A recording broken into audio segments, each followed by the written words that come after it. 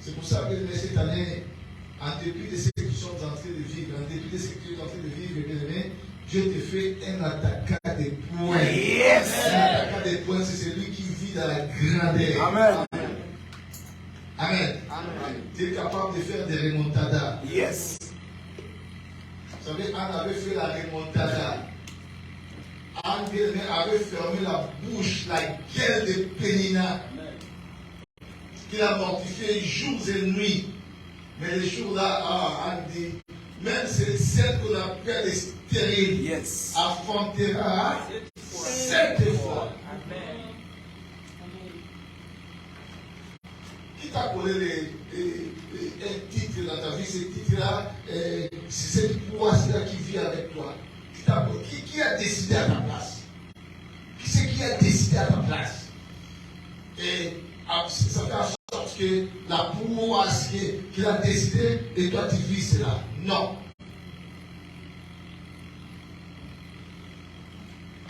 Je dis non. Amen. Tu dois refuser des choses. En invoquant qui? Invoque-moi. Je te répondrai. Je t'annoncerai des grandes choses. Des choses occultes que toi tu ne connais pas. Il faut invoquer notre Dieu. Vous savez, quand on était des mômes, on avait des potes. À notre période, il y avait chez nous au Congo, c'était bien fort au Congo parce que les gens voulaient devenir très très forts. Ils avaient cette tendance-là d'aller faire ce qu'on appelait ça des camos. Les gens allaient faire des incisions. Je ne sais pas, les gens aussi on injectait quoi, des fois des trucs, des poussières, des gorilles, on a fait des incantations, tout ça. Après, quand il va se battre avec quelqu'un, il faisait ce qu'on appelle évocation. Il va évoquer les esprits là qu'on a injectés. Et vous allez remarquer que non, même à la personne là qui fait cette évocation là, vous allez remarquer que non, même son état d'esprit change. Il peut devenir aussi fort, taper aussi sur l'adversaire. Mais ce qu'il a fait, des incantations. Il a évoqué des esprits méchants. Hein? Et ces esprits-là sont venus à son secours.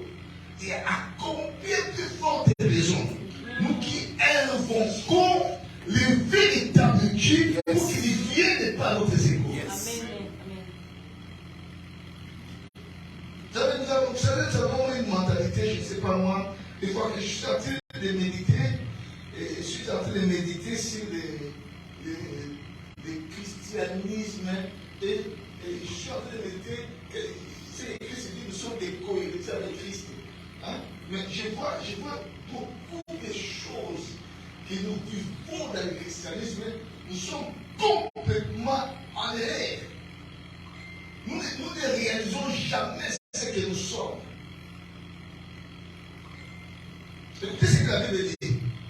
Écoutez ce que Jacques dit. Jacques dit, Élie était un homme de la même nature que vous et moi. Il pria avec instance pour que le peuple prie pendant 3 ans et le ciel bien-aimé a concordé, le ciel a accepté et le ciel a arrêté la pluie pendant 3 ans et demi selon la prière d'Élie. Élie n'a pas même dit que non, ainsi dit l'Éternel, il n'a pas dit ça, il a dit seulement, sinon à ma parole. Shalom l'église. Il a dit sinon à ma parole. Il y aura à Israël ni pluie, ni rosée. Et le ciel a accepté cela. Mais Élie, bien-aimé, qui n'a jamais été un fils de Dieu. Élie qui n'a jamais été un chrétien. Élie qui fut seulement un serviteur de Dieu.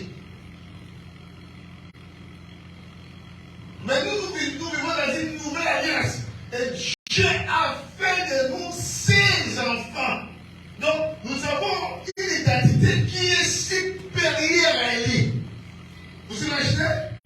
Une identité qui est supérieure à Élie. Mais, regardez comment nous avons des fois peur seulement des sorciers.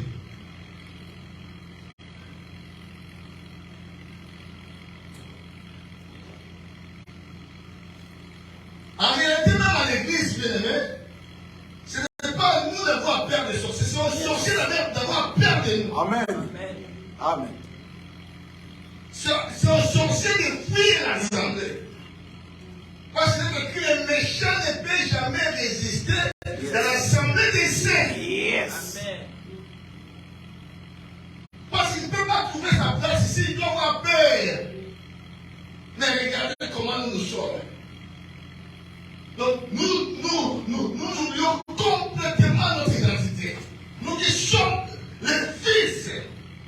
Moi je n'aime pas aussi un enfant.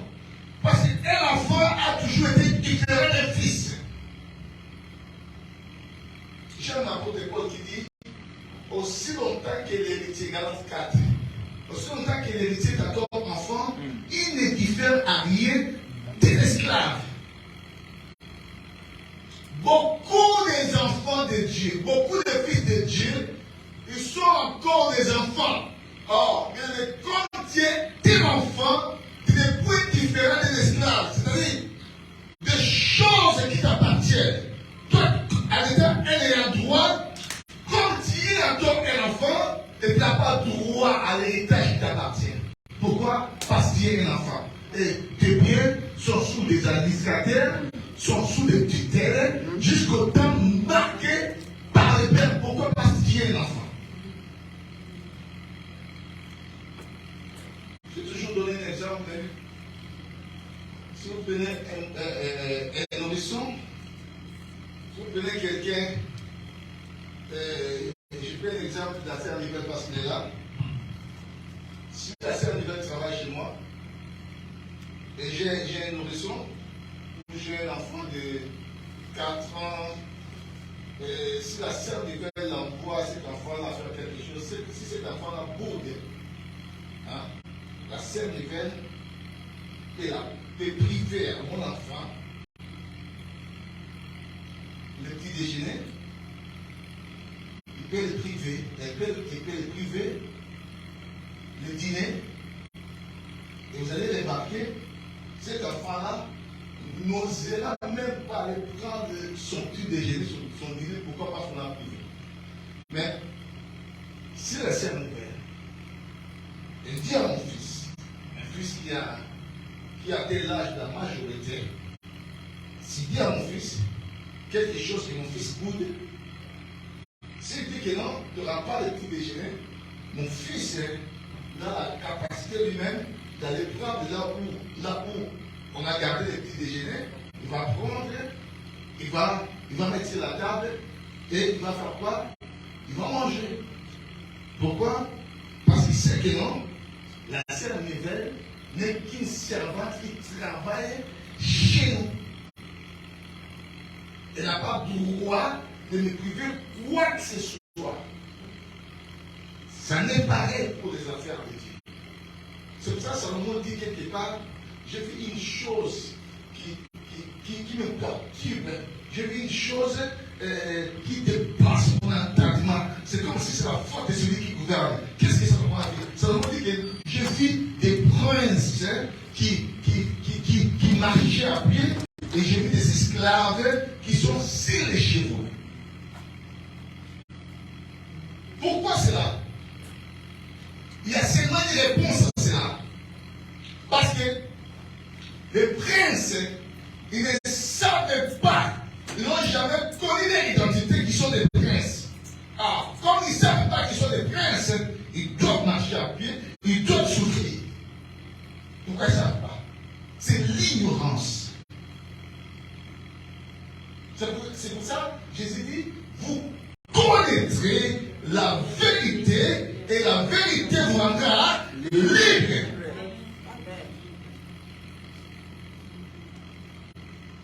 C'est-à-dire que la vérité qui peut t'affranchir. Aussi longtemps que tu ne connais pas la vérité, tu vivras dans l'ignorance. C'est pour ça qu'il dit d'apposer. Il dit mon peuple périt parce qu'il lui manquait quoi? La connaissance.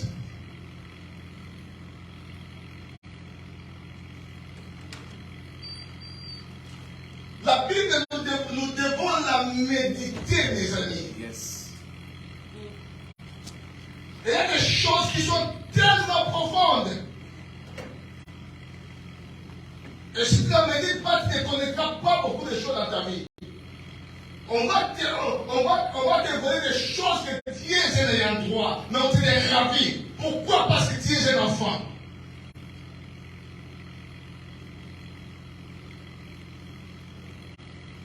Un enfant a des étapes de la vie.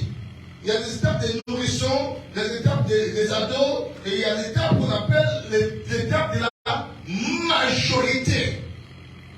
Or, à l'église, nous devons avoir, bien aimé, cette étape-là de la majorité. Amen. Vous savez, Antioche, quand ils ont vu les disciples, ils ont dit que non, là sont des chrétiens parce qu'ils ont vu leur monde de vie. Yes.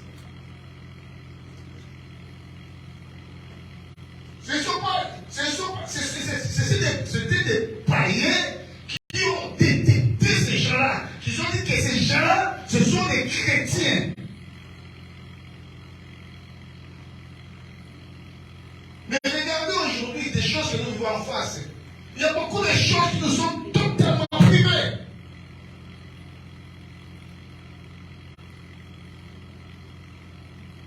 Je dirais même si vous regardez les choses en face, peut-être les chrétiens sont les peuples les plus malheureux du monde, les plus pleurnicheux du monde. Ils pleurnichent à chaque fois.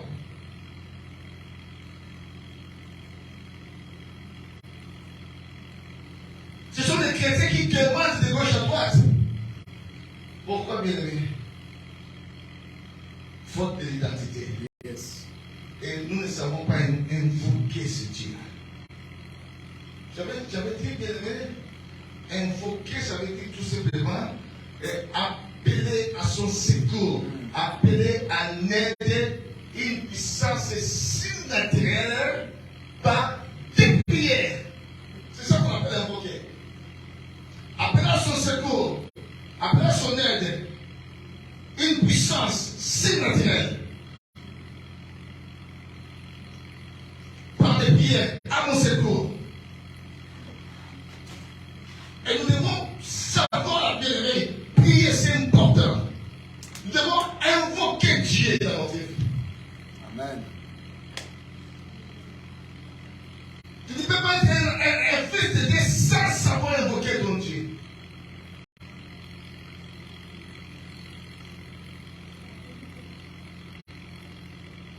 Vous savez, dans une relation, il faut qu'il y ait ce qu'on appelle la communion. Vous savez pourquoi il avait dit ça? Il n'avait dit pas ainsi d'éternel, il avait dit sinon ma parole. Parce qu'il avait la communion.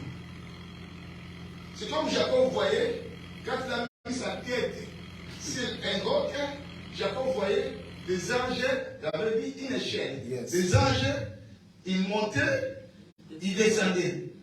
Donc il y avait une connexion totale avec le ciel.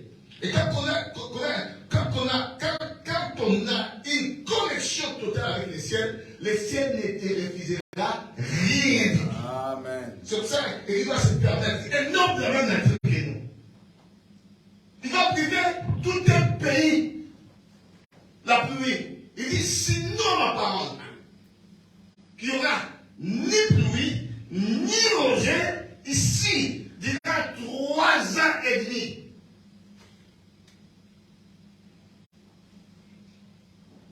De lui-même, le ciel a trouvé une provision pour lui. Voire même le ciel peut commander un corbeau. Le ciel peut commander un corbeau d'aller nourrir lui. Est-ce que vous avez déjà vu ça? Mathématiquement parlant, c'est impossible. Zoologiquement parlant, c'est impossible. Mais où est-ce que les corbeaux prenaient du fromage, prenaient du gâteau là, pour aller nourrir? Où est-ce qu'ils prenaient ça? Question mark, c'est ça, non? En anglais, ça se dit comment? Ma fille Déborah, toi qui est anglophone, point d'interrogation, ça se dit comment en anglais? C'est ce que j'ai dit, non? Question mark. J'ai pas mal dit. Est-ce qu'on peut marcher pour la gloire de Dieu?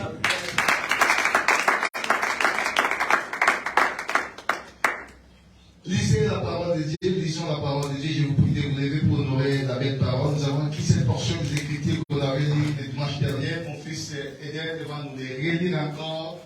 2 Chroniques 30, 9 jusqu'à 23.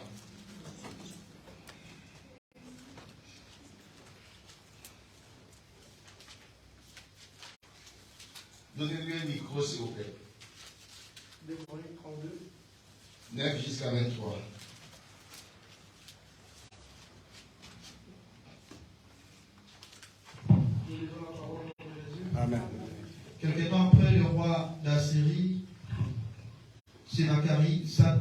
Sanchérib. Sanchérib. Ok, il n'y a pas de mal. Mais ta version, il n'y a pas de mal. Moi, après cela, Sanchérib, le roi d'Assyrie, envoya ses serviteurs à Jérusalem pendant qu'il était devant Lachish avec toutes ses forces. Il les envoya vers Ézéchias, roi de Juda, et vers tous ceux de Juda qui étaient à Jérusalem, pour leur dire, ainsi parle Sanchérib, roi d'Assyrie, sur quoi repose votre confiance. Ainsi parle qui? Ainsi parle Sanchérib. Même Sanchérib, un roi païen, il a osé dire ça. Ainsi parle Sanchérib, roi d'Assyrie, sur quoi repose votre confiance? Pour que vous restiez à Jérusalem dans la détresse. Ézéchias ne vous abuse-t-il pas pour vous livrer à la mort par la famine et par la soif? Quand il dit, l'Éternel, notre Dieu, nous sauvera de la main du roi Assyrie. N'est-ce pas lui, Ézéchias, qui a fait disparaître les hauts lieux et les autels de l'Éternel et qui a donné cet ordre à Juda et à Jérusalem? Vous prosternerez devant un seul autel et vous offrirez le parfum. Ne savez-vous pas ce que nous avons fait, moi et mes pères, à tous les peuples des autres pays? Le Dieu des nations de ce pays ont-ils pu délivrer leur pays de ma main? Parmi tous les dieux de ces nations que mes pères ont exterminés, quel est celui qui a pu délivrer son peuple de ma main? Pour que votre Dieu puisse vous délivrer de ma main. Qu'Ézéchias ne vous séduise donc point et qu'il ne vous abuse point. Ainsi, ne vous fiez pas à lui, car aucun Dieu d'aucune nation ni d'aucun royaume n'a pu délivrer son peuple de ma main et de la main de mes pères. Combien moins votre Dieu vous délivrera-t-il de ma main? Les serviteurs de Sanchérib parlèrent encore contre l'Éternel, Dieu, et contre Ézéchias, son serviteur. Et il envoya une lettre insultante pour l'Éternel, le Dieu d'Israël, en exprimant ainsi contre lui. De même que le Dieu des nations des autres pays n'ont pu délivrer leur peuple de ma main, de même le Dieu d'Ézéchias ne délivrera pas son peuple de ma main. Les serviteurs de Sanchérib lui crièrent à haute voix en langue judaïque afin de jeter l'effroi et l'épouvante parmi le peuple de Jérusalem qui était sur la muraille et de pouvoir ainsi s'en séparer de la ville. Ils parlèrent du Dieu de Jérusalem comme de Dieu du peuple de la terre. Ils parlèrent du Dieu de Jérusalem comme des dieux de peuple de la terre, ouvrage de main d'homme. Le roi Ézéchias et le prophète Ésaïe, fils d'Amon, se mirent à prier à ce sujet et ils crièrent au ciel. Le roi Ézéchias et le prophète Ésaïe, fils d'Amon, se mirent à prier, à ce sujet, et ils crièrent au ciel. Alors l'Éternel envoya un ange qui extermina dans le camp du roi d'Assyrie tous les vaillants hommes, le prince et le chef, et le roi confus retournant dans son pays. Il entra dans la maison de son Dieu, et là ceux qui étaient sortis de ses entrailles le furent tombés par l'épée. Ainsi l'Éternel sauva Ézéchias et les habitants de Jérusalem de la main de Sanchérib, roi d'Assyrie, et de la main de tous, et il protégea contre ceux qui les entouraient. Beaucoup de gens apportèrent dans Jérusalem des offrandes à l'Éternel et des riches présents à Ézéchias, roi de Juda, qui depuis lors fut élevé aux yeux de toutes les nations. Parole du Seigneur. Amen. Beaucoup de gens ramènent des présents pour l'Éternel Dieu d'Israël et pour le roi Ézéchias. Pourquoi ça tirer des présents dans les pays d'alentour, dans les pays voisins, qu'eux-mêmes viennent donner des présents? Parce que le Dieu d'Ézéchias s'est élevé au-dessus de tout.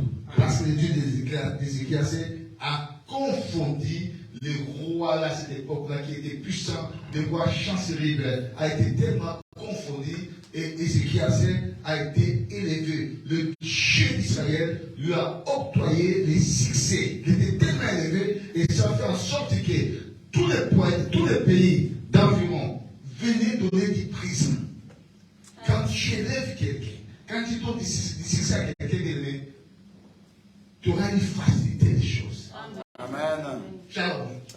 J'ai dit, tu auras une facilité des choses. Même ceux qui te détestaient, ils viendront s'humilier devant toi. Amen. Parce que ton Dieu s'est élevé. Et ton Dieu s'élèvera seulement quand il va l'évoquer. Shalom l'église. Shalom.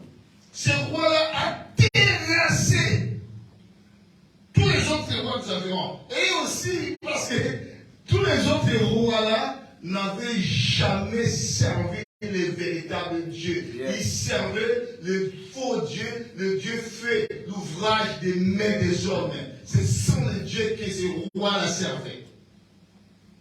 Et comme lui, il était aussi ignorant, et comme il avait terrassé tous ces rois-là, il croyait aussi avoir terrassé le roi Ézéchias qui servait le véritable Dieu. Et qu'est-ce qu'il a voulu s'aimer? Il a voulu s'aimer la zizanie, le désarroi, le désordre entre le roi et son peuple. Quand il envoya ses messagers, il était posé dans un endroit stratégique à Lachis. Lachis est au sud de Jérusalem. C'est là où il s'était concentré pour faire un assaut à Jérusalem. Parce qu'il voulait, j'avais dit, bien aimé, dans ce pays, quand la capitale est prise, bien aimé, le pays va tomber. Pourquoi? Parce que la capitale est prise. Et il a déjà pris quelques parties de Juda. Mais il a fallu maintenant entrer dans la capitale pour s'en emparer. Et il voulait que ce peuple-là puisse se livrer librement en lui. Mais le roi résistait encore. Il envoya son messager. Et quand le messager est arrivé, ils ont commencé à crier à haute voix pour jeter l'effroi, l'épouvante, la peur, la crainte, la phobie.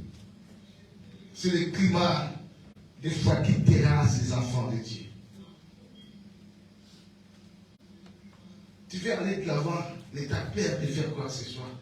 Les gens vont me rire, les gens vont me faire ceci, les gens vont... C'est-à-dire, on a toujours quelque chose, des fois, qui vient nous empêcher pour progresser, pour aller de l'avant.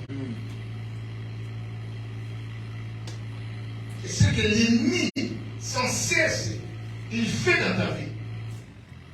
Il ramène chaque jour, il ramène la peur, la crainte, la frayeur dans ta vie.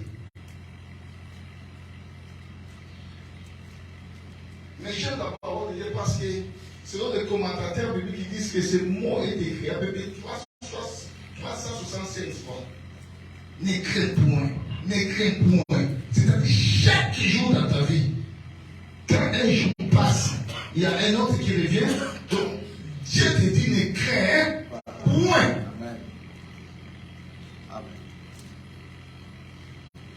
Peu importe les circonstances, peu importe ce qui est en train de dire, peu importe les soucis, peu importe les blocages, les échecs, mais il y a une chose que tu dois bannir complètement dans ta vie, la crainte, la peur. Parce que dans notre Dieu, en Dieu, le mot impossible, dans le vocabulaire de notre Dieu, le mot impossible, ça n'a jamais existé. Ça n'existait pas. Le mot incapable, ça n'a jamais existé.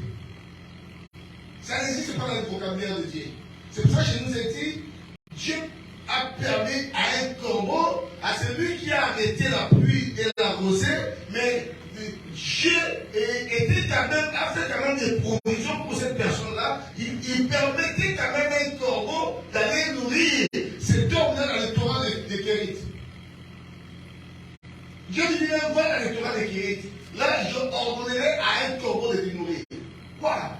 Même un corbeau peut donner à manger aux hommes. Si les natifs, ce sont des hommes qui donnent à manger aux oiseaux. Mais Dieu a inversé les rôles.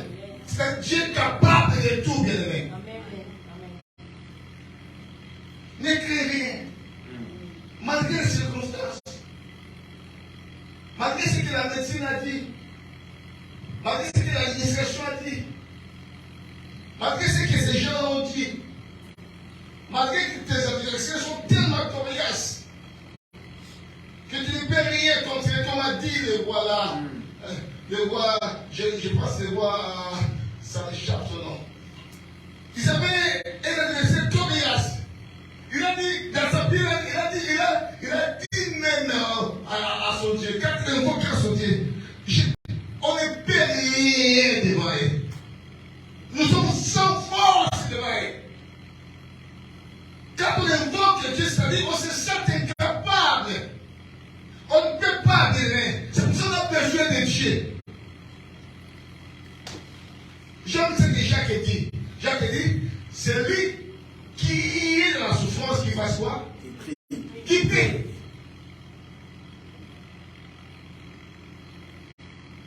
Jacques 5, je pense Jacques 5, 13. C'est lui qui est dans la souffrance, qui prie. Est-ce qu'il dit celui qui est dans la souffrance qui se prostitue? Non. Qu'il aille voler? Non. La Bible dit, celui qui est dans la souffrance, qui prie. J'aime aussi Paul qui dit aux Éphésiens, ne vous inquiétez de rien, mais à toutes choses, faites connaître vos besoins à Dieu. Maintenant, pas de prier. Allez mon cas Dieu. Yes. Je dis, je le répéterai toujours, tout ce que nous avons besoin d'aimer, ça se trouve dans la main de l'Éternel. Il a la clé de David. S'il ferme, personne ne pourra ouvrir. S'il ouvre, personne ne pourra fermer. Il a même la clé de ses jours de mort. Il a même arraché cela au diable. C'est-à-dire, c'est lui, si ce n'est pas dans ta vie, ce ne sont pas les sorciers qui décident pour ta vie. Yes. Parce que la clé de ces jours de mort, c'est notre Dieu qui a, c'est le Seigneur Jésus qui a cette clé-là. C'est lui qui peut décider sur ta vie. Bannis la crainte dans ta vie.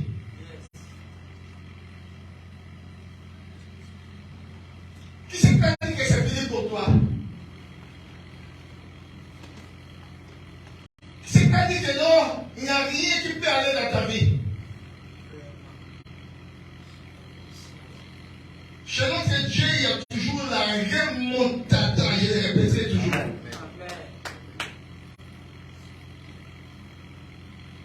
Shalom l'église. Le roi a lancé cela.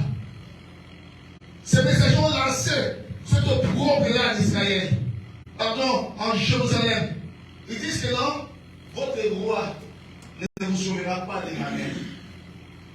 Il a donné son service, tout son parcours, tout ce qu'il a fait. Mais il a oublié quelque chose. Que le roi Ézéchias, il y avait quelqu'un que la Bible dit, celui qui est à moi est plus grand que celui qui est dans ce monde. Yes. Il avait oublié cela. Comme il était dans la détresse, Ézéchias, dans la détresse totale, c'est dans le moment de la détresse qu'on doit chercher Dieu. Amen.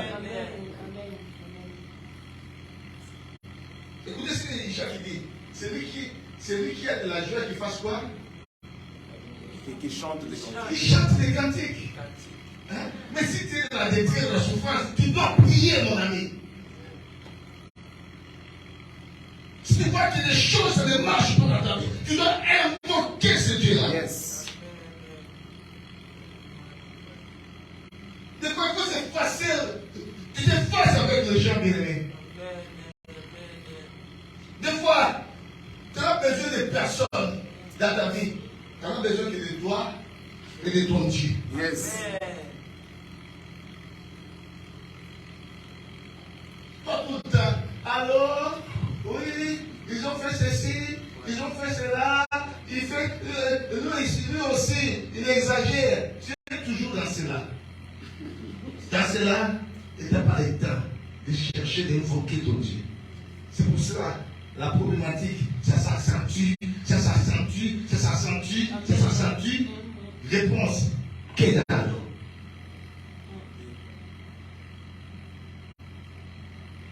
Shalom l'église. Shalom. Et c'est que ça dit que non, cet homme-là est prêt à s'emparer de Jérusalem. Lui et le prophète d'Ésaïe, ils sont partis prier. Ils criaient à l'Éternel.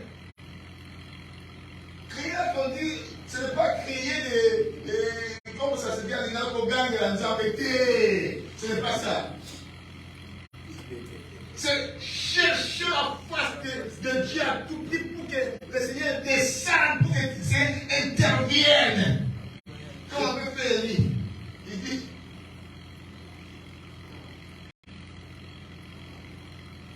aujourd'hui, qu'on le sache, Yes. que toi, Yes.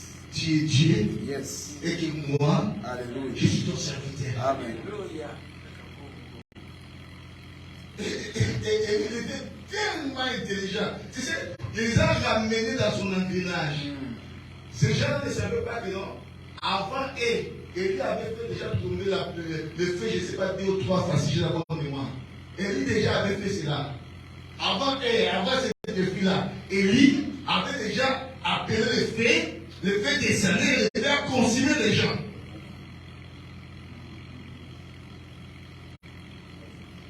Et ils ont donné ce défi, on va faire ceci. Dans l'ignorance, ils étaient 400 prophètes de Baal et je pense 350 prophètes d'Astarté. Ils étaient là, confiés à leur faux Dieu. Ils ont commencé du matin jusqu'à période du soir. Et lui-même s'est montré, votre Dieu, il est en train de dormir, réveillez-le, il est en train de manger, vous allez l'appeler, faites des incisions. Ils ont fait tout ce qu'il fallait pour faire. Mais le feu n'a pas descendu. Yes. Shalom l'église. Shalom. Et c'est parce qu'il avait la connexion avec Dieu. La communion avec Dieu. Il a dit aujourd'hui qu'on le sache que toi, tu es Dieu et que moi, je suis ton serviteur. Et le feu était descendu, avait consumé l'Holocauste. Et les jours-là, le Dieu d'Élie était tellement élevé comme étant le véritable Dieu. Et pourquoi les gens ne peuvent pas parler de ton Dieu?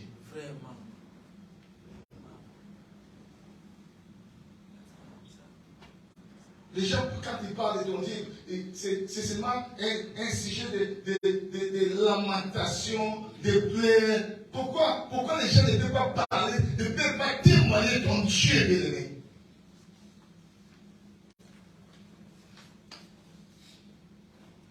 C'est parce que nous qui disons que nous sommes des chrétiens, nous ne savons pas chercher ce Dieu-là. Nous ne savons pas invoquer le Dieu véritable. Nous prenons nos temps, nous distraire pour des choses inutiles. Mais chercher la face de Dieu, nous n'avons pas ce terrain. Et pourtant, nous avons des soucis très capitaux qui nous rongent la vie chaque jour.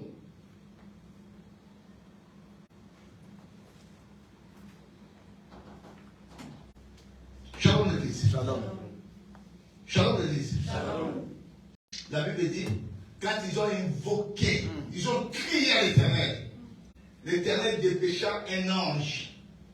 Et l'ange est venu. Et l'ange a fait périr 185 000 personnes sur le champ. Les hommes voyaient là le prince, que ce roi-là se fiait à eux. L'ange a fait périr tous ces mondes-là. Et c'était la désolation. Parce que comme il avait fait des propos injurieux contre le roi, le véritable Dieu, le roi d'Israël. Et Dieu était descendu. L'ange était venu et il a ravagé. Le roi, il chancelit tellement confus.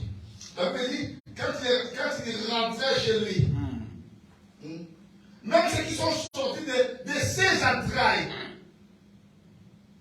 Est-ce que vous avez déjà vu cela? Même ceux qui sont sortis de ses entrailles se sont révoltés contre lui. Ils l'ont tué. Pourquoi? Parce qu'il s'est élevé contre les rois d'Israël, de Juda. Et le roi de Juda avait un véritable Dieu. Il savait invoquer son Dieu. Invoque-moi le jour de ta détresse. Il y a des avantages quand on invoque Dieu. La première chose, quand on invoque Dieu, notre Dieu est à notre faveur. Amen. Shalom l'église. Shalom. Quand on invoque Dieu demain, Dieu automatiquement il se place à notre côté pour combattre nos ennemis, pour être à notre faveur. Qui c'est qui a déjà eu la faveur de Dieu a échoué dans sa vie? Shalom. Qui c'est qui a déjà eu le privilège de Dieu que ses ennemis puissent le terrasser? Ça n'existe pas. Ça n'a jamais existé. Celui qui a la faveur de Dieu, ils peuvent être 10 000, 100 000, je ne sais pas le nombre. Ils ne vont jamais te terrasser parce que Dieu est avec toi. Si Dieu est pour toi, qui sera contre toi? Vous savez, même si toute la France se lève contre toi, Dieu est capable, il est capable de ramener aussi la France et se plier contre toi. Amen. C'est pour ça que je nous ai dit le dimanche dernier, la chair, notre chair, c'est qui a fait? Notre âme, c'est qui a fait? Et notre esprit, c'est qui a fait ça? C'est-à-dire, Dieu, s'il veut endurcir le cœur d'une personne, il peut l'endurcir. C'est pour ça que Dieu avait même dit à Moïse, j'endurcirai le cœur du pharaon. Dieu a endurci le cœur du pharaon. Il en est capable. Nous sommes l'ouvrage d'exceller. Amen. Shalom l'église. Shalom. C'est pour cela qu'il faut prier. Il faut chercher celui-là. Celui qui a tout, celui qui est capable de tout. Il faut chercher sa face.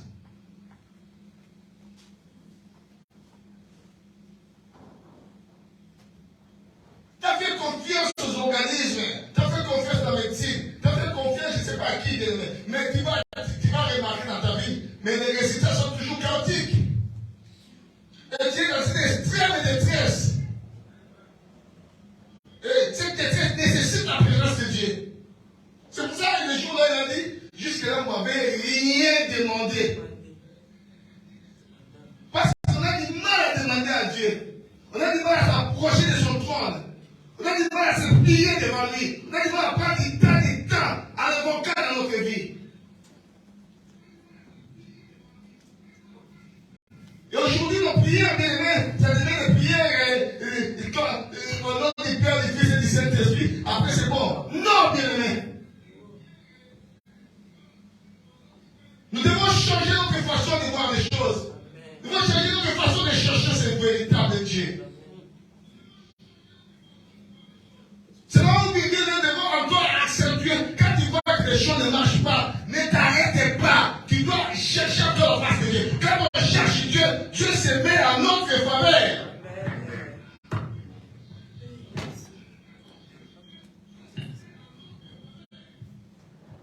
Daniel cherchait ce Dieu-là. Même si on avait empêché de prier, les gens se sont conspirés, mijotés, complotés contre lui pour qu'il tombe dans le piège. Mais ils ne s'arrêtaient pas d'invoquer le véritable Dieu. Il faisait 3 fois par jour. Donc on l'a attrapé dans la prière. Comme on avait prohibé de prier. On l'a attrapé dans la prière. Et les sorts, c'était où? Dans la fosse au lion. Shalom l'église. Vous avez déjà vu quelqu'un qu'on est jeté de la fosse et doit sortir vivant?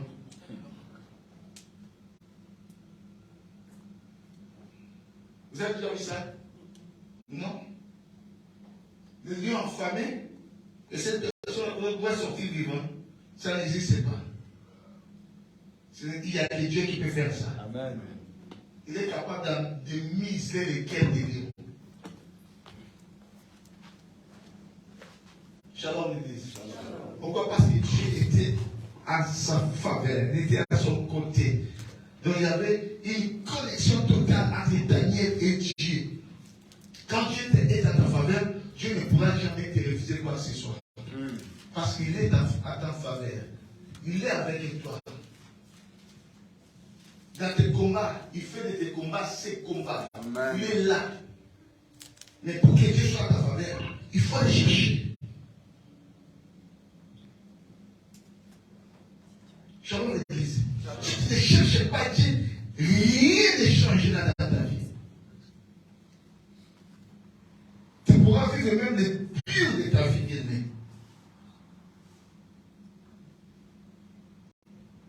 C'est pour cela, bien aimé, un chrétien qui ne prie pas, il est à la merci du diable.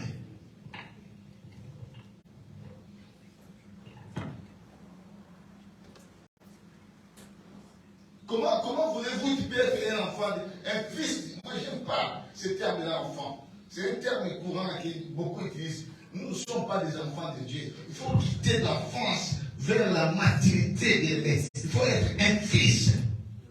C'est important d'être un fils. Un fils, c'est celui qui connaît ses droits. C'est-à-dire, quand je vais vers mon Dieu, vers mon... Et puis, j'aime pas aussi ce titre-là de Dieu. C'est pour ça que j'ai dit que Élie était un serviteur. Élie, à aucun jour, a appelé Dieu Père. Non, ça n'a pas existé.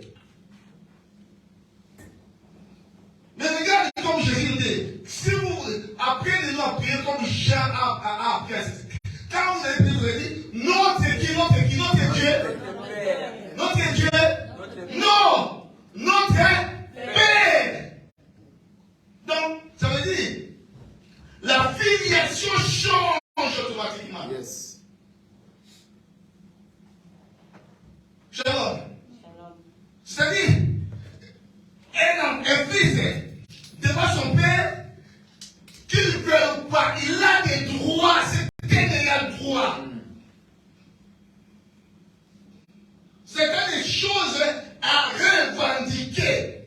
C'est pour cela, le fils est produit quand il est parti voir son père, il dit, mon père, donne-moi la part de bien qui me revient à moi. Est-ce que c'est devenu ce fils-là? À cause de la logique des choses, son père était riche, certes. Est-ce que c'est lui qui a travaillé pour la richesse de son père? Non. C'était son père, je ne sais pas combien il a galéré pour avoir toutes ces richesses-là. Mais, quand cet enfant va se pointer, il va même avoir cette audace-là de dire la part de bien qui me revient à moi. L'argent qu'il n'a jamais travaillé. Mais il va réclamer, il dit, la part de bien qui me revient. Pourquoi? Parce qu'il savait. Comme il y a le sang qui parle. Et dans ce sang-là, ça parle aussi à lui. Donc, dans ce qui lui est là, j'ai une part. Je dois réclamer qu'il me donne ma part. Yes. Amen. Amen. À tous ceux qui l'ont ici, à tous ceux qui croient à son nom, Yes. elle a donné le pouvoir de devenir enfant de qui? Lesquels sont nés ni de la volonté de l'homme. C'est-à-dire, pour être un enfant de Dieu, ça ne dépend pas qu'on soit de la même famille, Amen. du même père, non. Ni des liens de sang. La Bible est explicite, il dit, ni du sang. Parce que ça permet de oser l'héritier de réclamer l'héritage du Père. Les saints, ça permet. Mais comme on parle des choses de Dieu, c'est-à-dire les saints que nous avons bien aimés, ces saints doivent changer. C'est-à-dire les saints de la famille doivent quitter. Maintenant, nous entrons dans une autre alliance, l'alliance du sang de Jésus-Christ. Maintenant, c'est le sang de Jésus qui doit primer à nous. Amen. Et c'est pour ça que nous nous pointons devant ce Dieu-là. Père, donne-nous la part de nos biens qui nous révèle à nous. Amen. Que Dieu bénisse sa parole. Amen.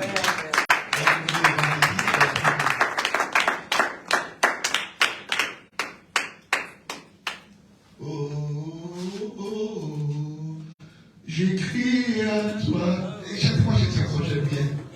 Alléluia. Yindaba, yandaba. Yikabakashi. Yindebo. Yindaba, yakababa. Ukabakashi. Yikababa. Alléluia.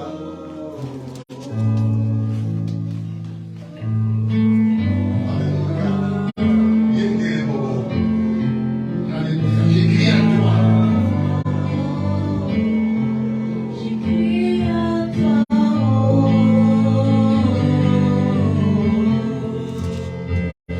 Oh,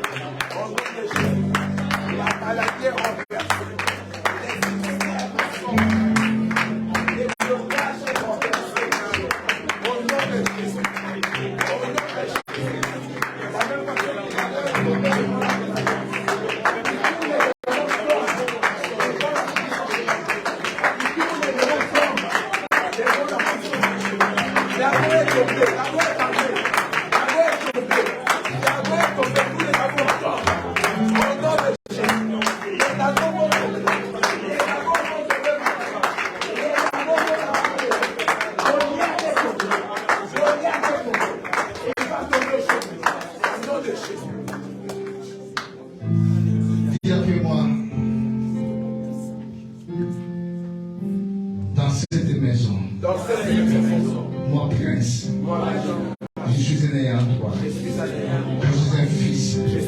C'est pour cela. Je me pointe devant toi pour réclamer la part des biens qui méritaient à moi. Donne-moi. C'est mon droit. Tu es mon père. Tu as des devoirs.